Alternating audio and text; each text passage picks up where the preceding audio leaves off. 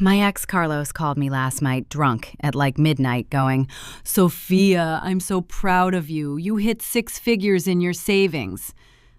And I'm sitting there like, "Babe, first of all, we broke up 8 months ago. How do you even know that?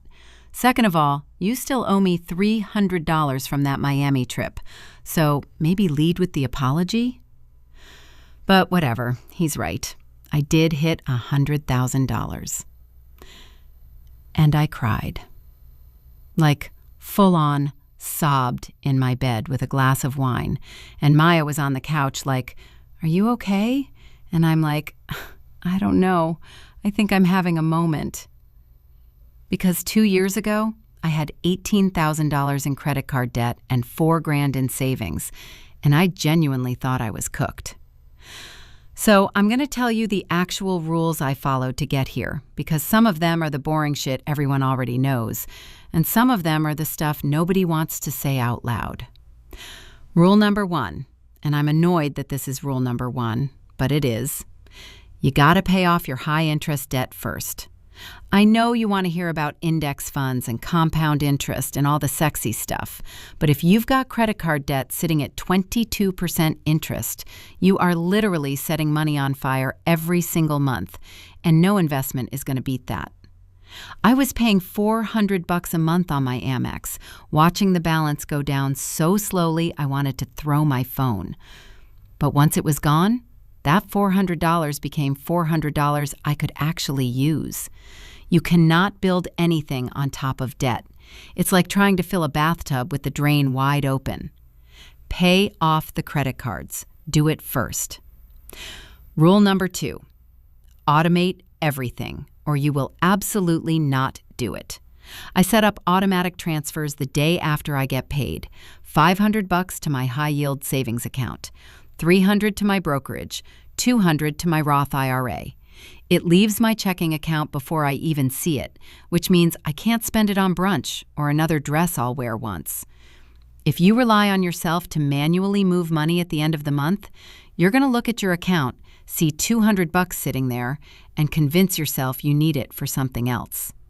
Automate it. Make it invisible. Treat it like rent, because it is. You're paying your future self, and she's going to thank you. Rule number 3, and this one pisses people off, but I'm saying it anyway. Stop trying to save your way to $100,000. You need to make more money. I know that sounds mean, but it's just math.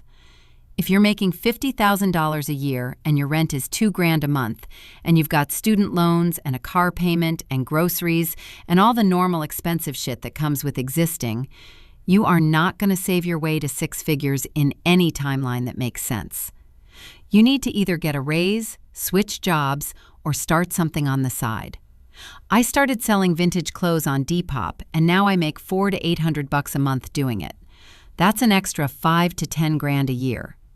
Bianca, my little sister, got a promotion, and her salary jumped from $68,000 to $85,000, and she is now out saving me some months, which is annoying, but also I'm proud of her. You have to increase what's coming in. Frugality has a ceiling. Your earning potential does not. Rule number 4, you actually have to invest the money. Savings accounts are great. I love my high-yield savings account. I've got $22,000 in there right now as my emergency fund. But that money is not really growing.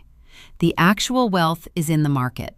I have $50,000 in index funds right now, VOO and VTI. Boring, predictable, consistent. I put $300 in every month and I don't look at it. I don't check it when the market tanks. I don't panic sell when everyone's freaking out. I just let it sit there and do its thing. Because over 10 years, over 20 years, that money compounds in a way that a savings account just cannot. You need both. Emergency fund in a high-yield savings account. Long-term money in index funds. Don't skip the investing part because you're scared of it. Rule number 5.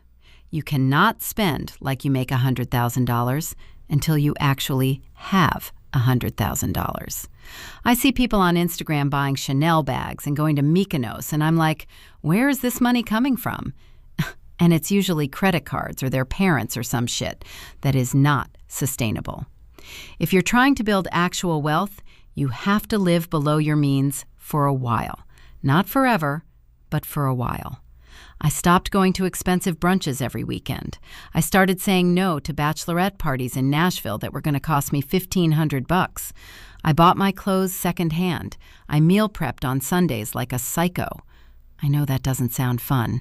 It's not. But hitting $100,000 in savings is fun, and that feeling lasts way longer than bottomless mimosas. Rule number 6. You have to get comfortable being the friend who says no.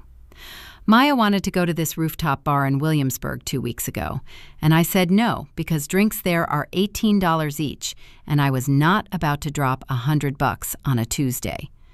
She went without me, and that's fine. Your real friends will get it. Protecting your money means protecting your boundaries, and some people are going to be weird about that. Let them. Last thing.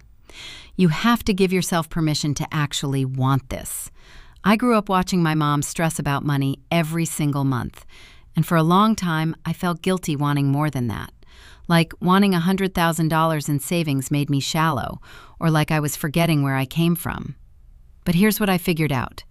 Financial security is not some luxury. It's a necessity. And you're allowed to want it. You're allowed to work for it. You're allowed to be proud when you get there. I hit $100,000 2 weeks ago, and I'm not the same person I was when I started. I'm not smarter than you. I didn't inherit money. I didn't get lucky. I just followed these rules even when it sucked. You can do this. It's going to take longer than you want. It's going to be boring sometimes. But you can absolutely do it.